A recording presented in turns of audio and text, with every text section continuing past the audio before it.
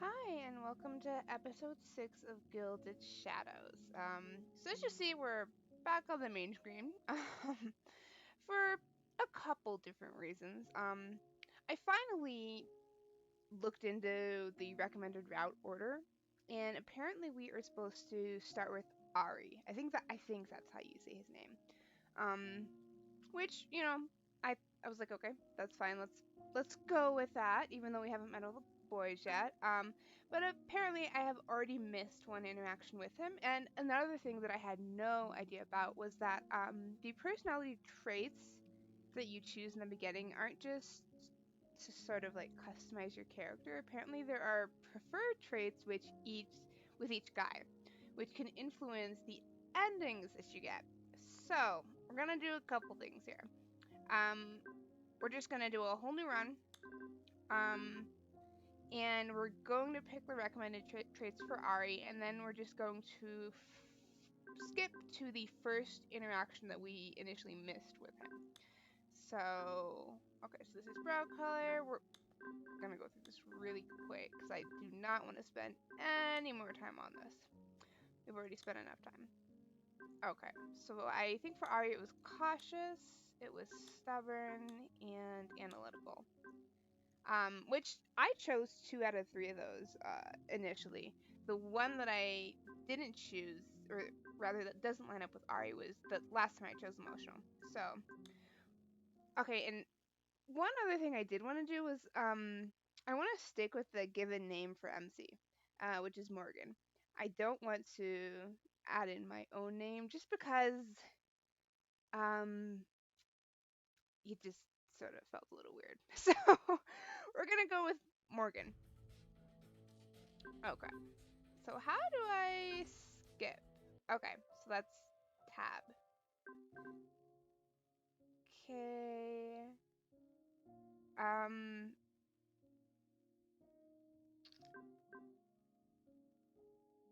I think last time we chose throw the card in the bin. You don't need or want it. So let's go with that this time as well. Okay, so this is the first interaction with Ari that we missed. So let's choose take a different route altogether, just in case. Uh, no, never mind. The more I thought about it, the more it looked like a headache. The crowd was basically blocking the entire path. That looked like it would be a pain to fight against. So after a moment of deliberation, I decided to retrace my steps entirely and take a different path. The shouts and noise from the crowd faded behind the sounds of traffic as I went towards to the street. I just crossed instead. I think that's a slight typo. There was an alley back there that I'd go through instead. The crowd was still in view when I reached the alley opening, and as I was about to enter, there was a loud crash like something heavy shattering on the ground. Alarms blared, and shouts went up from the crowd. The wail of sirens sounded in the distance and rapidly drew closer. If anything, that solidified my decision to try and avoid the situation. Everyone was scattering, and the safety department would arrive in minutes to break up any stragglers. Did I go over this? I think so, yeah. So public safety department is just New Albion's public law enforcement. It's probably for the best. Whatever had been going on there was inevitably going to start disrupting traffic if the crowd got any bigger. I couldn't help but wonder what had happened though. Maybe it wasn't a performance after all? I stepped into the alley and found myself on the narrow path between rows of buildings, now completely cut off from the view of the street. The sirens and commotions had faded a bit. I started up the slight incline, checking my directions quickly to make sure I was still heading in the right way. These paths could become a bit of a labyrinth. I hope this bistro was worth the effort. But either way, it was nice to get out of the apartment and just wander around for a while. Oh, okay, so we run into him regardless. I was about to make another right turn when the sound of hurried footsteps rounded a corner in front of me, and a disheveled man came into view. My eyes went wide. He was sopping wet, ragged, and with hair that looked like it hadn't been brushed in some time. And he looked like he was being chased. I quickly lowered my eyes, heart pounding uncomfortably. It wasn't as if there weren't displaced people in Cecilus. Even New Albion had its issues. It was hardly the utopia the United Triad government tried to make everyone believe. But you usually didn't see them here. Interesting. So New Albion doesn't really have. I'm assuming displaced is like another word for you know, is their way of saying like homeless people. But you know, let's check this new phrase. Unified Triad Government refers to the ruling body that oversees the union between New Albion, Sinai, and Afar. Each nation has 4 representatives on this council. They are responsible for making joint decisions that affect any of the Triad's territories, treaties, or nations. It wasn't the raggedness that concerned me, it was his eyes. They were a little odd. Even from this distance, I could see that one was strangely pale, while the other gleamed faintly red in the light. Drug addict? One of the more popular street drugs of the moment could have odd effects on the eyes. What the heck is going on today? I quickly veered to the path on the right, trying not to noticeably speed up my pace. Please just keep going the other way, please. My heart rose to my throat and lodged when I heard the unmistakable sound of footsteps following me. Okay, that's not good. He didn't try to catch up, but he didn't turn off anywhere else either. He kept pace, staying a short distance behind me. I could hear him muttering, catching only snatches of what he was saying. They don't know. They don't know. They tried to make me stop, but I'll break it. We'll break it all. The sounds, the songs, I hear them. I hear them calling, slithering in my head. So I didn't talk about this the first time we ran into him, but I wonder if with these like Esper abilities, um and with how like it can be manipulated through, I'm assuming, like nanites and other technology, I wonder if there are like side effects like this, where people sort of have issues afterwards. Oh my god. I clenched my fists to my chest and quickened my step. The footsteps behind me quickened as well. Crowns, crowns, queens and kings. You can see the truth behind the lies if you open up your eyes and let the stars tell you all their songs. I had no idea if he was talking about me or to me or if he was simply randomly muttering, but something about the way he spoke set me on edge. I finally broke into a run, horrified to hear him immediately do the same. Wait! Nope, not doing that. I lived my entire life in the city without ever feeling like I was in danger, but in that moment, I felt like I was definitely in danger. And this had to happen tonight of all nights. I just wanted to relax, honestly. Unfortunately, for all that he looked like he was about to fall over, the man was fast, faster than me, way faster. I wonder if that has to do with some sort of a upgrade. I felt like I'd barely gone 5 feet before a hand wrapped around my arm, yanking me backwards. I let out a scream as I was spun around and slammed into the wall. Ooh, okay, do you see that expression on his face? He looks a little unhinged. You let go of me. My voice went high-pitched and frantic as I struggled to get away from him. Come, my lovely Lady Nye. You can hear them in your mind. Open up your eyes, listen to their whispers. You can hear them. Please let me go. He cupped a grimy hand around my face, leaning in extremely close, pressing his face to the side of my head. That's not creepy at all. I'm not what's holding you down. Come to sit with me on Neptune's yellow sands. We can find them, you and I. What? What? You're one of us. I don't know what you're talking about. His hands tightened painfully on my upper arm. You know. I don't. I really don't.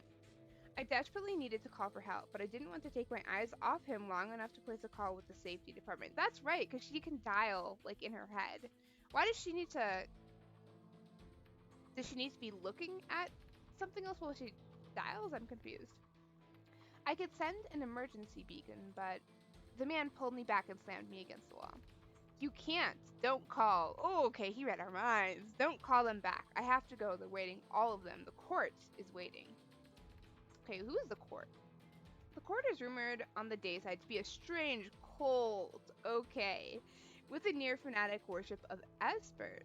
They are reported to have started in Delphine somewhere, though not much else is known about them. They are occasionally blamed for various crimes and incidents that no one else takes responsibility for. On the night side, they are known as a widespread group of espers located in Sestrasir. They are said to have some kind of ties with Crimson. Okay. And may even be a branch of that organization. This isn't widely known outside of that region and some city-states or nations on the D-side. Wait. This isn't widely known outside of that region, and some city-states or nation on the day side have declared them a terrorist organization and have banned all activity to do with them. I don't know though. Like, I mean, he definitely seems off, but I'm already getting bad feels about like New Albion's government. So I don't know. I mean, I definitely think they're involved in something that isn't good, but I don't think we can trust either one of them. The court, that group obsessed with espers, I thought they were more of a Delphine problem. I didn't know we had them here as well. There was a shout from somewhere towards the street, the sound of something falling. The man looked that way for a split second, and I took the opportunity to twist away and run from him. Wait! Why did people chasing you always shout for you to wait, as if you were going to quietly comply? That is a very good question. MC. His footsteps were coming after me again. How was he running so fast? If I could just get a little further. My boot caught on something and I hit the ground with a shriek. The man was on top of me again in seconds. No! A tremor rippled through my body, and from somewhere above, glass shattered and came cascading down. I curled up, lifting my arms over my head as we were showered with broken glass. The man screamed as several shards cut into his arms and face. I kept waiting for the bite of pain, but nothing. There was a scuffle of footsteps, then the sound of the man retreating quickly. Ah! Okay, this is Ari, our first CG of him. Let's appreciate. Okay, so he did get cut, it looks like, on his cheek, but he's pretty beautiful. I love his eyes. They're such a vivid green. I don't know if anyone else has played Ebb and Light, but they kind of remind me of Vadine's eyes. So, and Vadine was one of my favorites. So, yeah. I looked up cautiously, freezing when I realized there was someone else there as well. And he's in, it looks like a waiter's outfit. Does he work at the bistro? Where did he come from? The man standing over me was much taller and much better dressed. He was sort of bent over me with one arm lifted as if shielding me from the glass. But how? Where had he come from? He lowered the arm and, after a beat, offered me his hand to help me stand. Okay, well, we're definitely not gonna run away from him because we just had to deal with the I guess the guy that was the member of the court, right? So I mean, and at least Ari doesn't seem quite as, unhinged. So we're gonna thank him. Thank you. I didn't even know what I was thanking him for. Scaring off the other man, shielding me, all of the above? I took his hand and pulled myself to my feet. Are you alright? You fell. I'm alright. I don't think I'm hurt. My ankle was a bit sore from having tripped, but I didn't think it was sprained or anything. I gave the man another curious look. He had the most amazing silvery hair. Okay, see, I thought his hair was like a white blondish color, but apparently it's supposed to be silver. I was so busy looking at that it took a moment to notice a small cut on his face. But you are, because you shielded me from the glass, probably. Guilt washed over me as I looked up at the shattered window one story above us. And see, I'm assuming that Morgan did that, right? Because she has her Esper abilities and she, when she experiences strong emotions, that can, result in things like this. You were attacked a mere moment ago and you're worried about a stranger? It's interesting because Jack sort of said something similar to us when we ran into him, right? He was like, that, man attacked you and you're... What did he say? He didn't say, like, you're worried about him, but he said, like, something like, you're not worried about yourself. I don't know. You can tell my memory's very limited. Well, you're hurt, and I'm not. He touched the cut on his face, his expression barely changing. This is nothing. It's only a scratch. Let me see. Oh my god. She just met this guy and she is like completely fussing over him. I pulled him down to my level to inspect the cut on his cheek. He lifted an eyebrow and gently removed my hands from his shoulders as he straightened. Oh, that's a little awkward. I think we made him uncomfortable. Looking at it isn't going to help anyway. I can have it treated at a clinic later if necessary. Well, that was true, but I just wanted to see if there was still glass in the cut. Still, you got it from helping me. That doesn't make you responsible. It was I who chose to jump in at that moment. Where did you even come from? I didn't realize anyone else was around. I happened to be nearby and heard you cry out. Okay, wait, we can get a better look at his outfit. I'm trying to figure out what his outfit is. I thought it was a waiter's outfit, but I don't know now. Well, thank you for intervening. I don't know what would have happened if you hadn't. That man. I glanced weirdly over my shoulder. He seems to have fled for the time being. The time being? I can't say he won't return, which is why you should head home if you're otherwise all right. Yeah, I wasn't much in a mood for dinner out anymore anyway. Do I at least get to learn your name? This is so interesting, seeing the difference in her interactions between Ari and Jack. She seems like much more interested in Ari initially than she was with Jack. Okay, and his name is I'm Ariel Vaughn, though many simply call me Ari. You may as well if you wish. Ari is a lot more formal than Jack was as well. I'm Morgan Leone, and I just want to thank you again for helping me, Mr. Vaughn.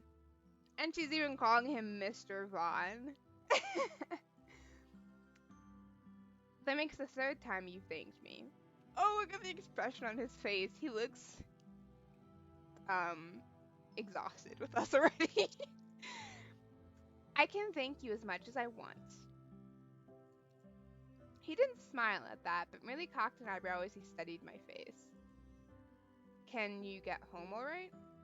I don't live far away. As long as I don't get accosted again on the way home, I should be fine. It's the being accosted again part that's the concern. Generally speaking, yes, that would be the problem. Perhaps I should go with you at least part of the way. I hesitated. I mean, I didn't exactly know this Ariel Vaughn either. But he had helped me, and it seemed a bit weird that he'd help me only to try to assault me himself. Well, you never know, MC. Crazier things have happened. I mean, I hate to be the pessimist in the situation, but maybe I've just read one too many visual novels. Besides, he didn't seem the type. I wasn't really much for reading vibes or whatever, but he didn't give off a threatening one. Yeah, she already seems like much more trusting of Ari than she was with like Ruben and Jack. Alright, if you don't mind. I wouldn't offer if I minded. Fair enough. And with that, I awkwardly wove my way back through the alley in the direction I'd come. Wait, what is it? You're limping. Are you injured? No, I'm fine, really. I turned my ankle when I fell, and I'm pretty sure I bruised up both my knees, but it's nothing serious. You shouldn't be walking on that. It's fine, I mean, it just hurts a little. I'll put it up for the rest of the evening when I get back. Let me have a look at it. These two goofs. First, like, she's, you know, doting over him because of the cut on his face, and he's like, I'm fine. And now, like, what does she have? Like, a bruised ankle, and he's like, let me look at it. I gave him a teasing grin, amused at his concern when he'd been so dismissing of mine for the cut on his face. Yeah, that's what I just said. Looking at it isn't going to help, which is exactly what he said. I can always get it checked at a clinic later if I need to. Your own words. That's kind of cute, how she threw his own words back at him. He didn't like it, though. He frowned, still not cracking even a hint of a smile.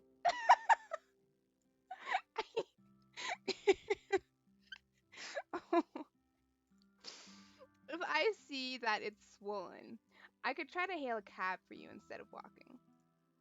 I literally live 2 blocks from here. He took my elbow and led me to a nearby step, motioning for me to sit. I hesitated, then did so because it seemed like he wasn't going to let it go. He crouched in front of me and pulled my foot onto his knee, gently easing off my boot. I winced as he started poking around on my ankle in a decidedly not doctor-like way. Oh my god, I can tell the interactions between these two are going to be a riot. Like, Embassy is, like, Morgan is very flirty, sort of, and teasing already with him in a playful way, and he's very, like, no nonsense, um, like, he seems like a gentleman, I think. I mean, we just met him.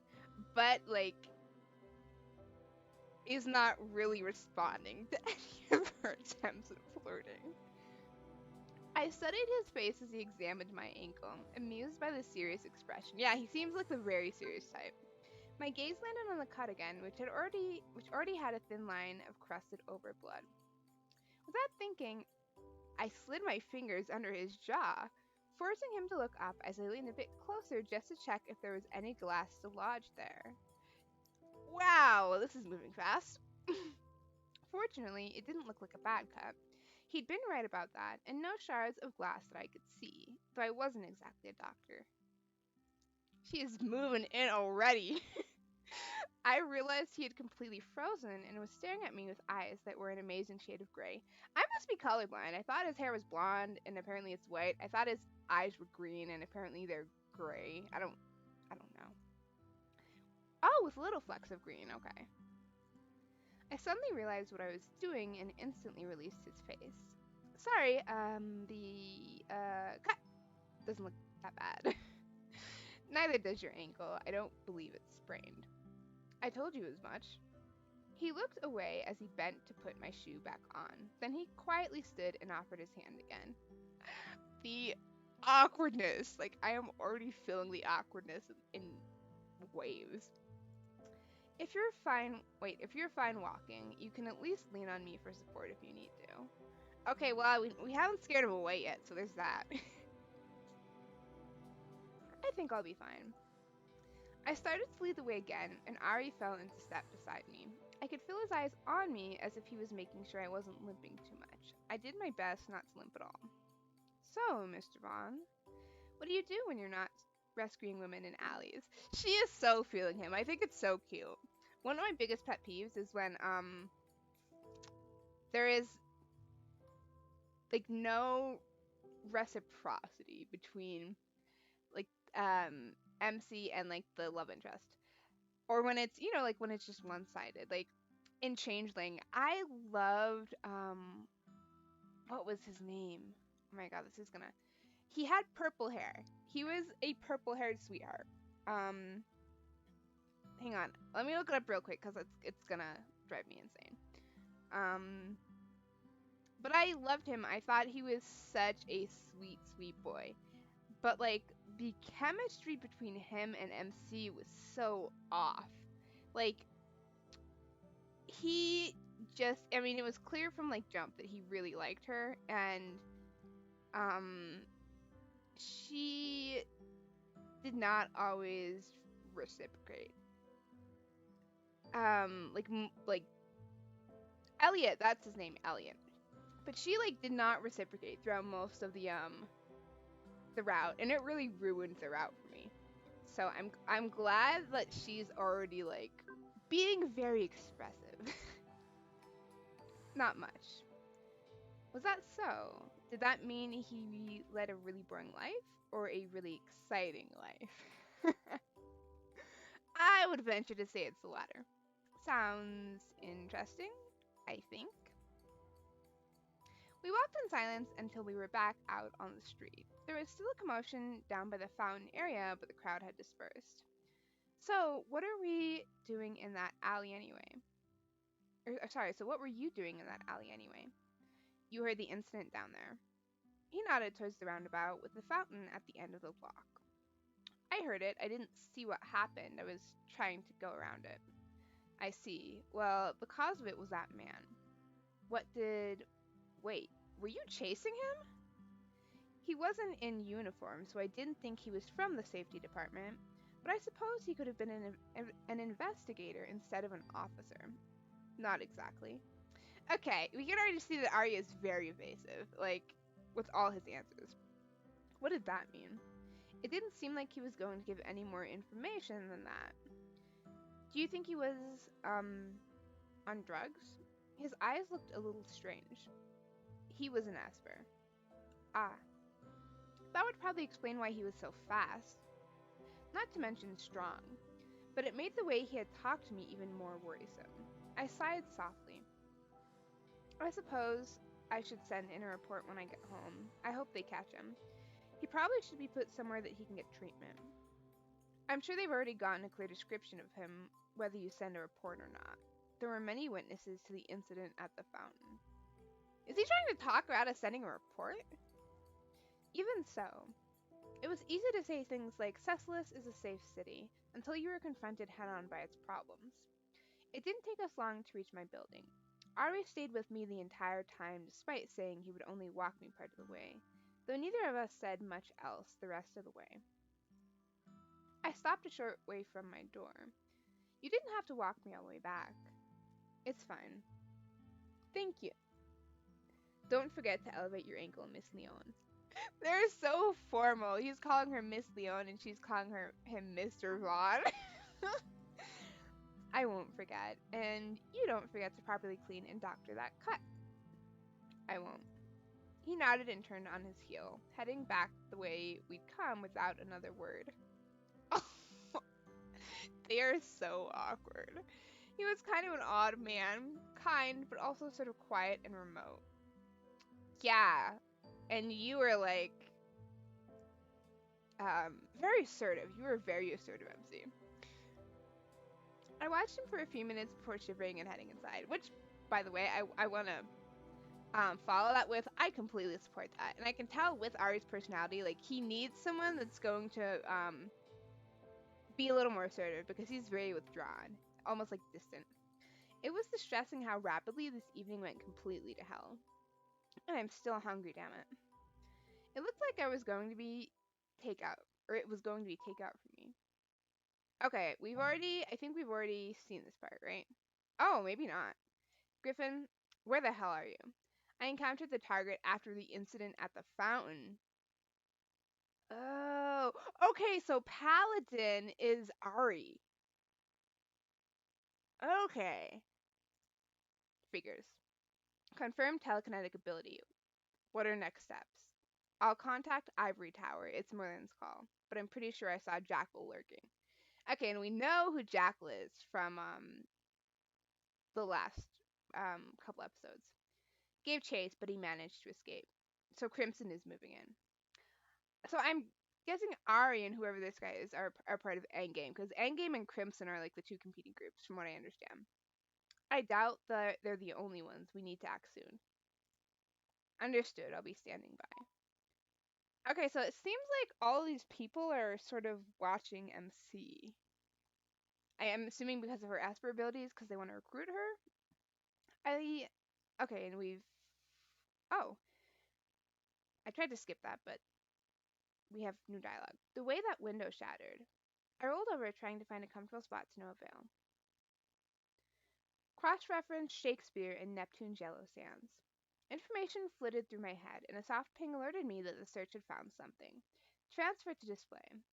I rolled over and picked up the display screen from my table as I propped myself up on my elbows. My eyes narrowed slightly as I read the writing. A Midsummer's Night's Dream. That was the name of the play. Okay. We've already seen that. The image was of the fountain where I'd seen the crowd clustering the night before. Several officers were standing around it, talking to one another and a few random onlookers. The anchor began to discuss the young woman assaulted in an alley by an unregistered Esper after the onlookers dispersed and the culprit fled. Okay, so that's us. The scene shifted to the alley where I'd encountered the man. And to my embarrassment, there was definitely a recording of the incident. Watching a censored version of myself flail my way away from the attacker was definitely how I wanted to start my day. Though I should just be grateful I was censored. but I still felt my cheeks grow uncomfortably warm, as if my kitchen appliances were judging the way I'd forgotten every self defense move I knew when faced with an actual assault. Well, I mean, it would be embarrassing, like to, especially since she didn't exactly, whip out the moves. um, yeah, to have that like all over the news. It's not the same when you're facing someone in an alley and not a gym with protective gear and mats on the floor. Okay, so she does actually have some self-defense training. That's good to know. Seeing the report reminded me to check if the information I sent in last night had gone through. I set the glass of water down and pulled up a visual of any messages left while I'd been sleeping. Sure enough, there were two from the safety department. One was one of those silly messages notifying me that I had sent in a report, as if I didn't already know I sent in a report. The other was a notification informing me that, as a witness, I would need to come in at my earliest convenience to answer some questions in person. I made a face at that. It wasn't really convenient at all, but I didn't think I'd get out of it. I responded with that. I should probably just get it over with. There goes my afternoon. Hopefully there wasn't too much they needed to ask. They already had footage of it all, so I wasn't sure what else I could tell them in a face-to-face interview. Beyond potentially implicating myself in the shattering of someone's window with my mind, of course, which I really did not want to do today or ever. I closed the interface and frowned at the news report, catching just the tail end. It said nothing about my rescuer. They didn't show any footage of him either. That's weird.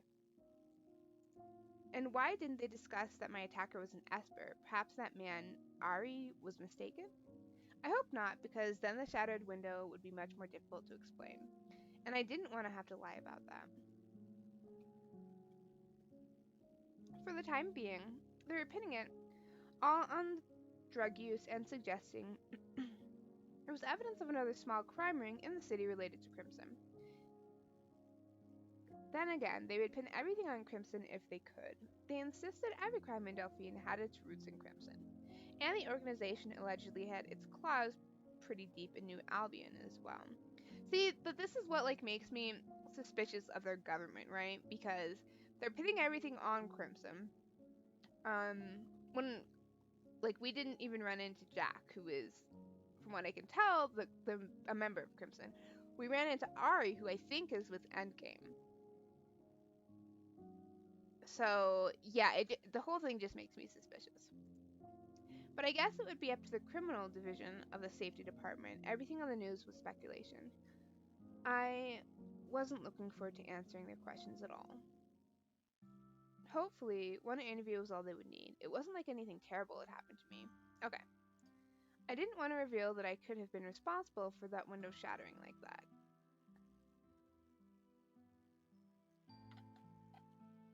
Alright, so we've been through all that. I think this is actually where we stopped, if I remember correctly. On the last episode before we sort of had to change our direction a little bit and adjust for Ari's route. Okay. Ironically, it is about time for me to end the episode again, but we did actually, we had our initial meeting with Ari, which was honestly it was really funny. I didn't know what to expect, because I saw how she was with Jack, which she was a little bit, she wasn't standoffish, but she definitely wasn't flirtatious or teasing. And even with Ruben, she was really suspicious of Ruben. And I get that it's because, she's an Esper and she feels he's digging into that, trying to figure out what's going on. But with Ari, she had no filter whatsoever. She was just she was very forward, from jump. So I'm really interested to see where this goes. But yeah, we're gonna go ahead and end it here. I hope that you guys enjoyed the episode, and I'll see you next time.